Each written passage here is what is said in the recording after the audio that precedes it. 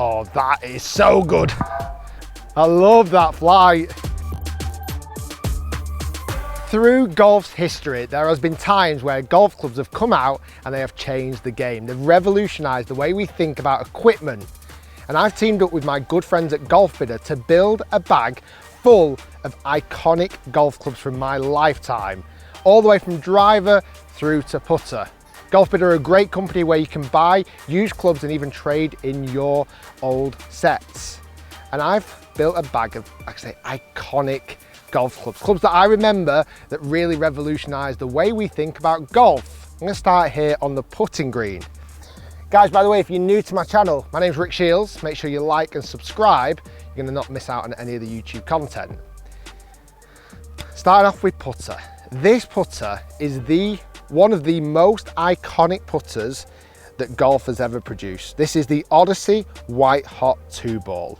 When this came out in 2001, it made us think completely differently about how we use alignment on putters.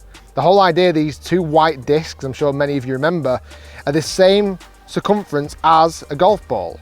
And actually, this is crazy. I actually found this the other day. This is the Callaway Rule 35 golf ball that came out the year before. And the urethane cover on this golf ball is the same urethane cover you actually get on the putter face of this. When this came out, 2001 went crazy with sales of 2-balls, and it continues even to now. There's still designs coming out exactly like this, but just in different inserts and different finishes. I had one of these and I absolutely loved it. It made it easier to line up. Those two white discs on the top, you use to line up with the golf ball that you're about to hit. And the whole idea is that they were much more in sync with each other. Doesn't mean I'm going to hold putts. And the face insert was exceptional. Using that golf ball with that insert was so soft. It was like button. It felt it then. That was a real kind of nostalgic blast to the past. The Odyssey 2-ball putter is one of the most iconic putters, and it's comfortably in the golf bag for this video because I just think it just really changed the way we think. And after that, so many more different designs of mallet putters have come out, but nothing, in my opinion, is as good as the Odyssey 2-ball for alignment. This is iconic, and I just remember loving it so much, and still to this day, it's phenomenal. Before I come on to the next club as well, how many of you had an Odyssey 2-ball in the bag? Leave us a comment down below or like the video if you've owned one of these. I've actually had 3 of these in my golfing lifetime. Such a good putter. Okay, so next club in the iconic bag. Now this is the wedge department.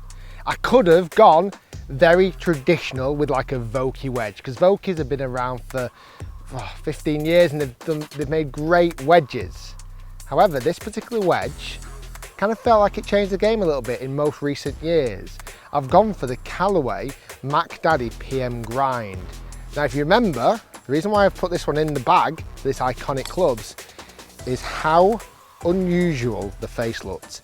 This is a high toe wedge, which by the way, it's not the first high toe wedge, because Ping i2, if you remember, years ago had a high toe wedge, but first time the Callaways have actually gone, or the Mac Daddy's have gone grooves all the way to the edges, giving you the luxury of opening it up, being able to play flop shots, which is where the PM Grind comes from, PM Grind being Phil Mickelson.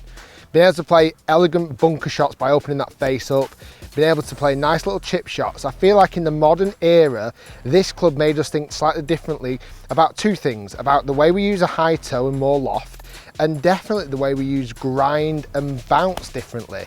Because again, the grind on this, the bottom of the club, was very unusual. 2015 was when this wedge got introduced, and it was actually a collaboration between 2 experts in the game. Roger Cleveland, incredible wedge designer, originally from obviously Cleveland Golf, with his combination and collaboration with Phil Mickelson, who is probably undoubtedly one of the best short game players ever. The PM Grind, great wedge, definitely revolutionized the way we think about bounce and the way we use the toe and the way we open the face. This is an iconic club, and that's why it's in the bag. So now we get to the iron department in my bag. And it was too hard to pick one standalone set of irons because there's been so many over the last number of years. So I've done a little bit of a different twist. I've actually pulled down the colour chart from Ping, and I've got 3 clubs from that colour chart. The colour chart has been around for nearly 50 years and it's what's made Ping incredibly iconic, certainly in the custom fitting game.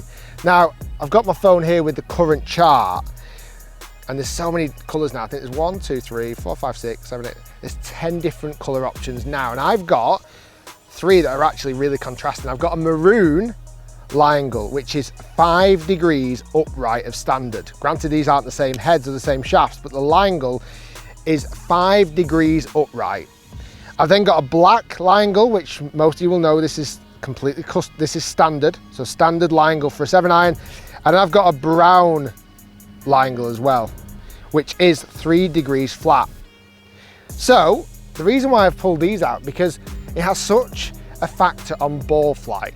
When I've been fitted, I've always been fitted in black spot. And when I hit a black spot, the Liongull is perfect for me and the ball goes somewhat near straight, I'd like to think anyway. But this is where the maroon and the brown really didn't work for me. The brown being so much flatter gets the face aiming too far right and the ball will start right, as I'll show you from this demonstration. And then maroon is mega upright. It felt like a giant's golf club. And that, because of that, it went massively off to the left because that's where the loft is aiming. For me, there's been many fantastic irons out over the years, but it's just hard to pick one that's really changed the game as much as the Ping iron custom fitting colour scheme that they use. It's really been revolutionary. It continues to develop, and for something that's been around for 50 years, it is so much a fantastic way of being able to get custom fit and develop your game to play better golf. That's why, for me, the colour fitting chart from Ping features in my iron range for iconic golf clubs over the years. So the next golf club that features in my bag is a real pioneer. This golf club came out in 1999 and still to this day, I almost call these clubs the name of this particular club. I'll explain. This is the TaylorMade Rescue. This is the original Rescue wood. 18 degrees I've got this model in. It has a little bit of a rail at the bottom. You can see the Rescue stamped on the back and the very recognisable orange head. This club got brought out to rescue you from all of this horrible long grass, all of this rough, and that's where the name Rescue came in. You look at it now and most golfers carry somewhat of a hybrid, which is now what is more the modern name for this club, but I would still call hybrids Rescue clubs even now. This was the original one and it looks so much smaller in head size. I took it out on the course and hit some shots, hit this absolute rocket from the rough that just came out like a bullet and hit a good one off the fairway as well. And the shape of this, I mean, I've not even mentioned, how have I forgot, this even still features the old school bubble shaft. Again, a shaft that TaylorMade brought out that was quite a pioneer in its time. Never quite understood exactly what it did. But the original hybrid, this does bring back some memories. I had one of these in the bag, probably in about a 16 degree.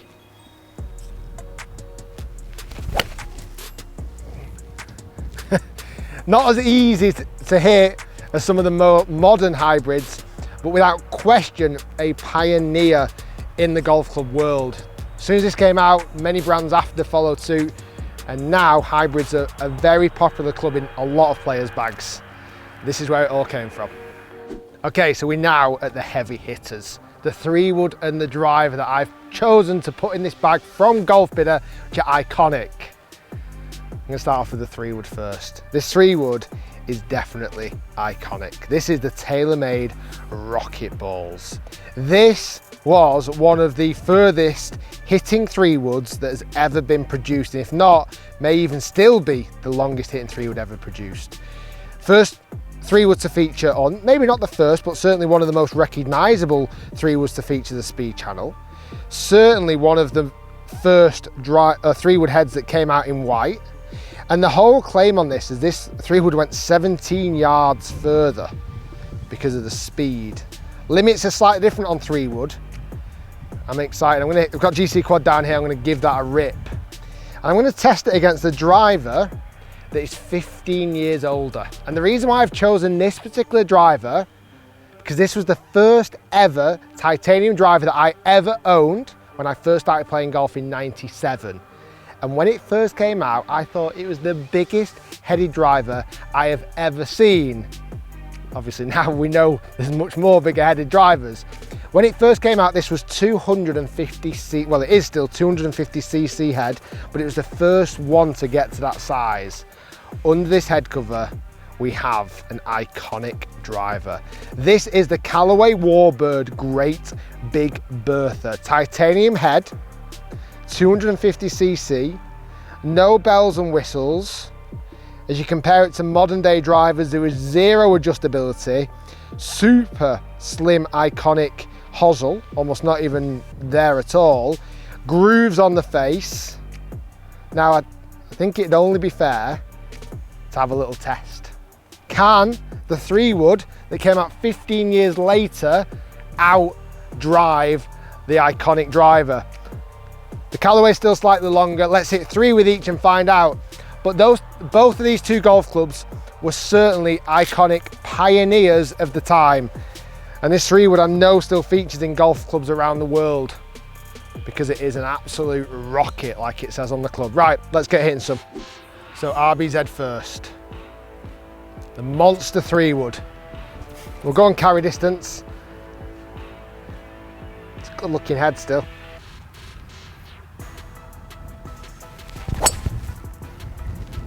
Oh, that's been ripped. Probably not going to be my longest, but that was absolutely ripped. So first one was 245 yards of carry distance with a ball speed of 156. I know this can hit longer.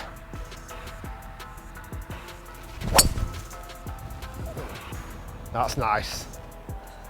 That's nice. 256 carry, 159 ball speed. Let's go one more with this. I reckon it's still got way more distance in it. 256 is the furthest so far.